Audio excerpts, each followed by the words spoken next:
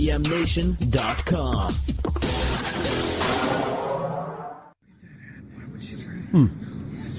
Why is everybody whispering? There's no need to whisper.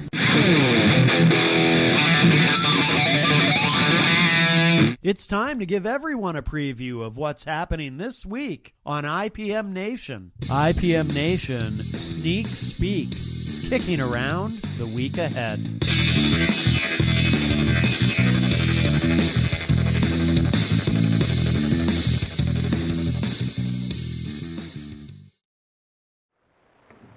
Good evening, and welcome to IPM Nation, episode 20.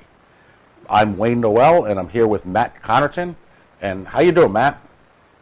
I am well. I'm trying to load the Facebook page on my... Facebook has given me a hard time lately, Wayne. I don't know about you. It's probably just my browsers. But sometimes, Facebook has been giving everybody grief lately. What's that? Facebook has been giving everybody a little bit of grief lately. I'm glad it's not just me. Partly because if it were just me, I'd be concerned that I was doing something wrong, and partly because I would prefer that if I suffer, everyone does.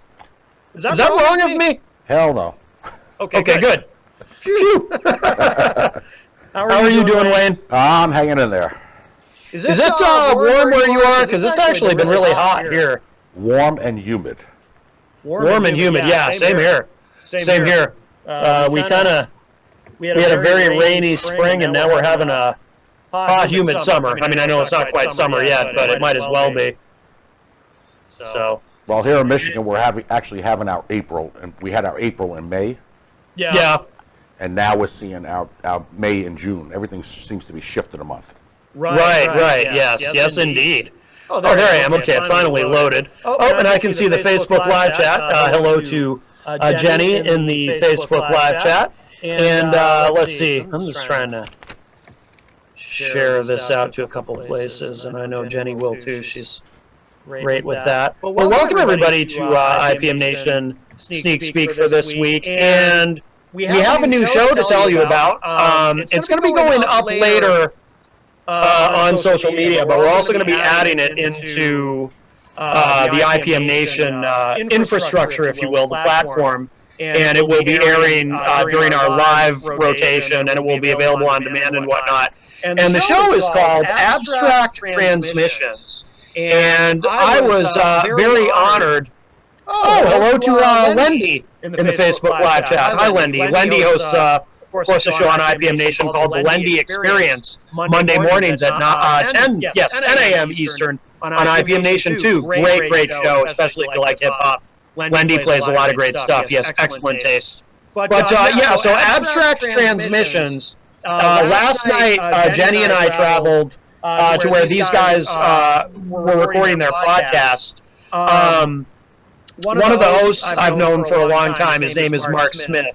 And Mark has been in some bands and whatnot in the music scene here in New Hampshire, and I've interviewed a band that Mark was in called Unrest in Transit a number of years ago on Local Outbreak, which is another show that I do that focuses on music here in New Hampshire. That airs, of course, on IPM Nation and also on 100.1 The Planet. Actually, I'm wearing that's the logo for 100.1 The Planet in Plymouth, New Hampshire. Great terrestrial station there. But So these guys have this new podcast called Abstract Transmissions.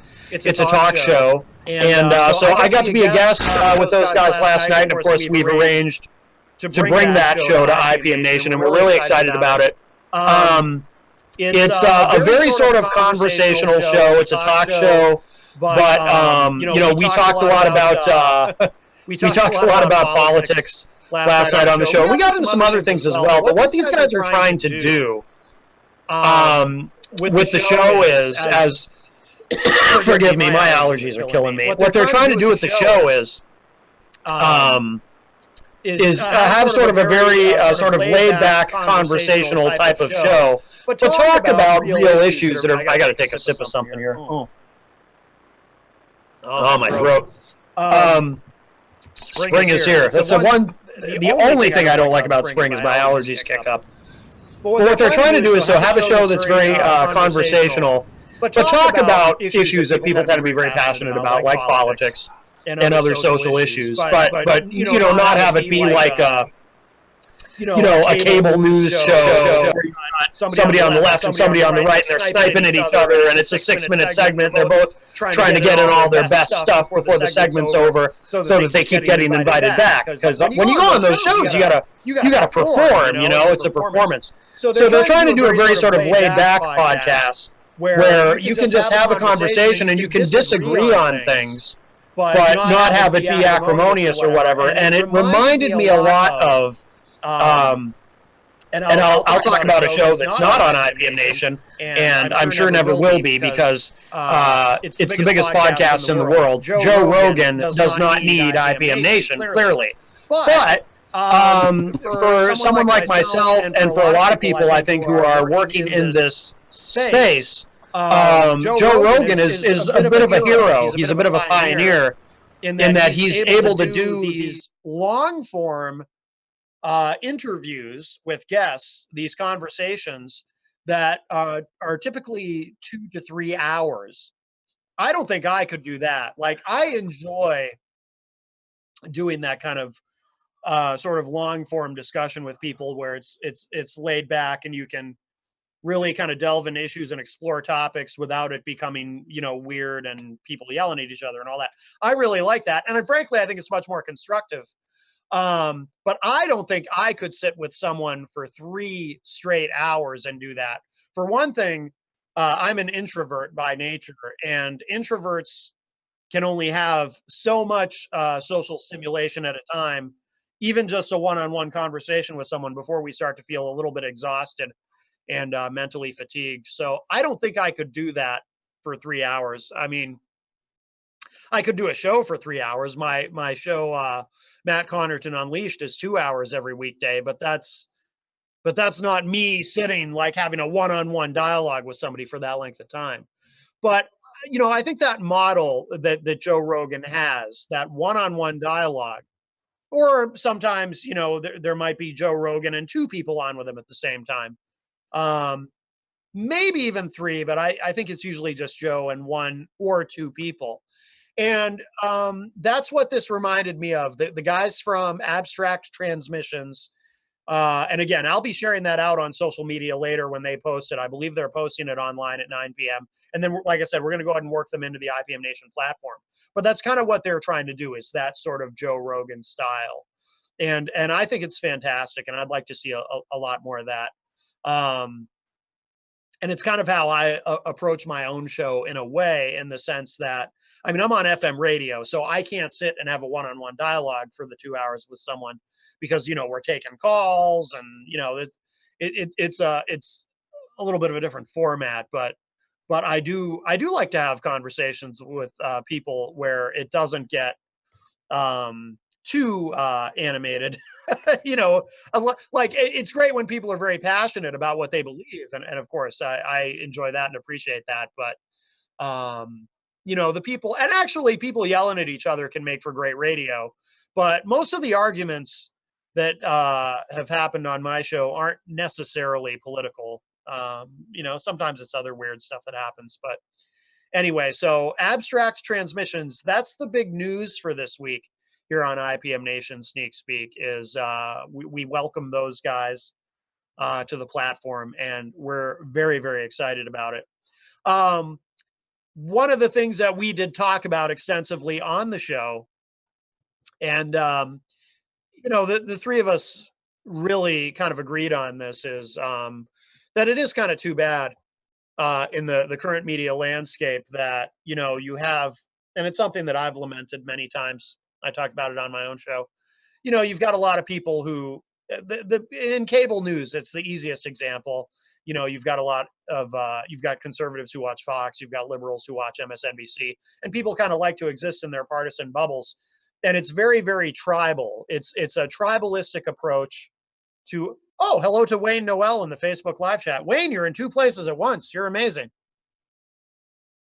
I've used that joke with other people too. I'm sorry. Anyway, so but it's all very very tribal, And I was looking at this article on from the Pew Research Center, pewresearch.org.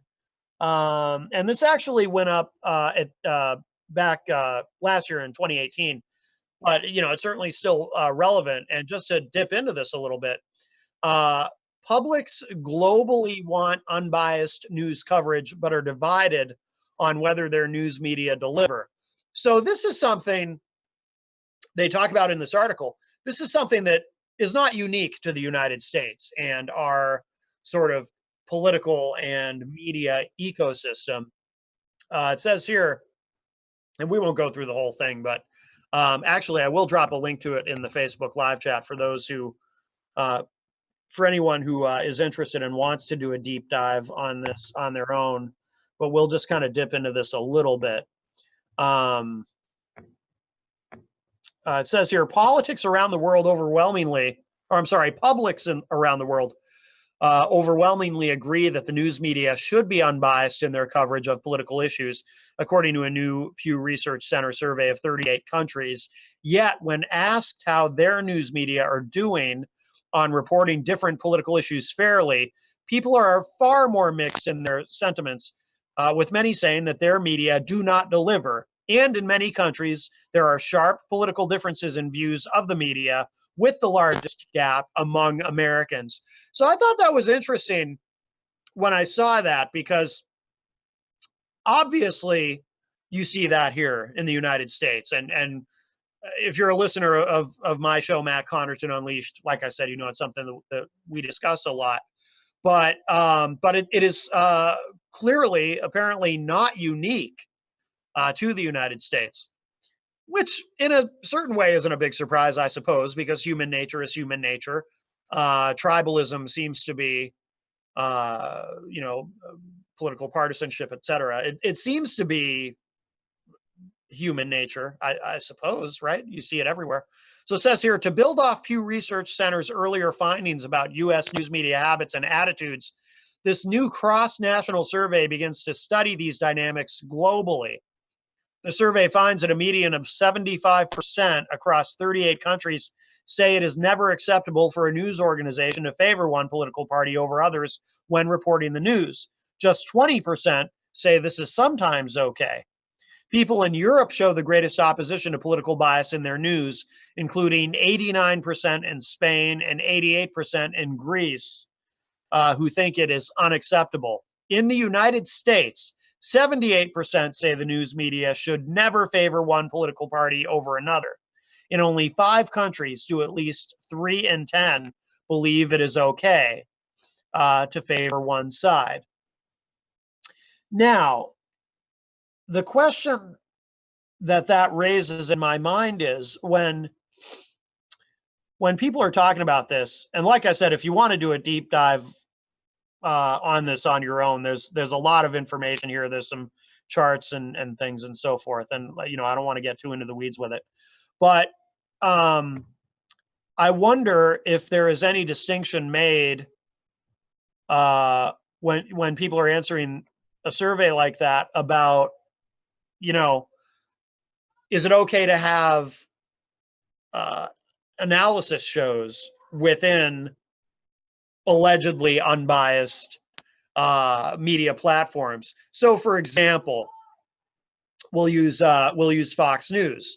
Now, you've got shows like Special Report, their 6 p.m. newscast, which is supposed to be, in theory, just straight news. But then you've got shows like Tucker Carlson and Laura Ingraham, where they're not pretending to be unbiased. I mean, it's obvious they're commentators, and they wear it on their sleeves that they're conservatives. Same thing on MSNBC. You might have certain shows on during the day, that are supposed to be straight news, but then at night you've got Rachel Maddow or Chris Hayes. And again, these are folks who they're commentators, and they're wearing it on their sleeves that they're liberals. I have both a criticism and a defense of that kind of approach to cable news. The criticism is what I have noticed over the last decade is, and again, I like to use Fox and MSNBC because they're the easiest examples, but there's plenty of other examples, right? But they're the easiest, most obvious ones. Well, here, actually, let me start with my defense. My defense is I don't think there's anything in the world wrong with having shows that are ideologically based and commentary driven shows within these news media platforms, as long as there is a clear delineation, which in theory there may have been at one time, right? So again, I've never felt like somebody like Tucker or somebody like Rachel is, trying to be too cute by half and pretend to be unbiased when they clearly have an ideological point of view. However, this is the criticism that I have is this. What I have noticed, and again, I would apply this to both Fox and MSNBC, is that is really crept into a lot of the other programming. So you have shows that are very clear in having a particular point of view, but then you also have these other shows that do not present themselves that way. They present themselves as straight news, but there's still some ideological bent creeping in. And I would say that about CNN as well, So you got the big three, Fox, MSNBC, and CNN. A lot of people think CNN is just as liberal as MSNBC. I don't really agree with that, but yeah, but I understand. I understand what people are saying when they say that. So anyway, but you can't deny that it's a successful business model. So whether it's right, I guess what I'm saying is, so we can all act like we don't like that, right? As Americans, we can say, oh, we want an unbiased news media. And if only the news media, if only everybody would just report straight news without any bias or anything. We all like to say that, right? But then again, this is a wildly successful business model. Both Fox and MSNBC have been very successful, and CNN has rebounded. CNN was really kind of in the doldrums for a lot of years in terms of ratings, and they seem to have rebounded. But it was kind of sad in a way, only in the sense that CNN was really the first. It was Ted Turner's idea, right? It was his brainchild back in Atlanta, Georgia.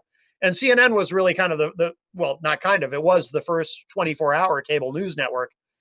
But then, they kind of, out of the big three, they were kind of last for a long time. Maybe they still are, I'm not sure, but they've had a resurgence. But, so like I said, we can all act like, well, it's too bad that it's this way, that you have all this bias, but people like the bias, and people really like to be in their ideological bubbles.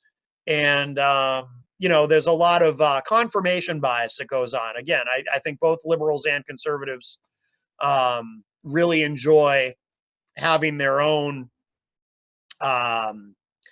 ideas and attitudes and positions and so forth, just kind of constantly sort of reaffirmed for them in their own minds, right? So that's why people tend to gravitate toward programming that they know is going to agree with them, and then they can agree with it. And that's why, and by the way, this isn't limited to just, viewers of these shows like you or me.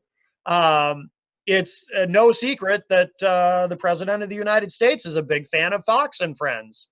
And you can turn on Fox and Friends any given morning and see three people sitting there who clearly love President Trump. So I kind of get it why he'd want to, get that morning dose of affection from cable news. But anyway, so that is, it is not something that is unique to the United States. There's another really interesting article in here from fair.org, fairness and accuracy in reporting. But I don't want to run out of time because there's one other really interesting story that I want to talk about that's on a slightly different subjects, but I am going to go ahead and drop that article into the Facebook live chat there from Fair. Oh, hello to Ben Dion, host of the weekly Dion in the Facebook live chat, as well as Jason Polychronopoulos. Jay, I haven't seen Jay in a long time. Jay used to play in a band called Function. I used to do a lot of booking for them and played a lot of shows when I was in bands. I was in a band called My Life Crisis, and we played in a lot of shows with Function right here in Manchester, New Hampshire, and around the area. So, Jay, it's wow, it's good to see you in there, man.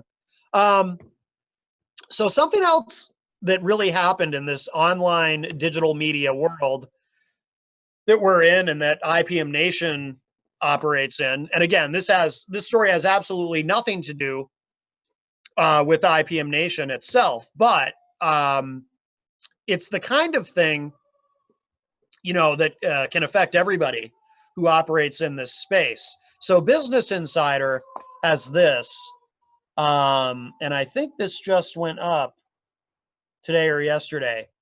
It's titled YouTube's Week from Hell, How the Debate Over Free Speech Online Exploded After a Conservative Star with millions of subscribers was accused of homophobic harassment. And I'm going to go ahead and drop that link into the Facebook live chat because, we're not going to get through all of this either, but I wanted to dip into it a little bit. So the bullet points on this: YouTube had one of the roughest weeks in recent memory after Vox journalist Carlos Meza accused the platform of letting conservative star Steven Crowder continually harass him with homophobic remarks in his videos. The accusations sparked an investigation, which eventually found that Crowder had not violated YouTube policies. After a large amount of public backlash, YouTube demonetized Crowder's channel, sparking even more complaints from both sides of the aisle. The conflict is only the latest in the emerging battle over how to control speech online. Now, I pay a lot of attention to things like this because not only do I just think it's interesting in the broader sense, but running an online media platform like ipmNation, anything that happens like this has a potential to affect us, right? So I feel, and I'm sure a lot of the hosts on our network feel the same way, that it's important to kind of keep an eye on these things, be aware of them. We are a free speech platform. We don't censor anything. It's like Jenny always says, the only thing we tell our hosts is no bigotry and hate. We won't tolerate that. But other than that, you can say anything on here.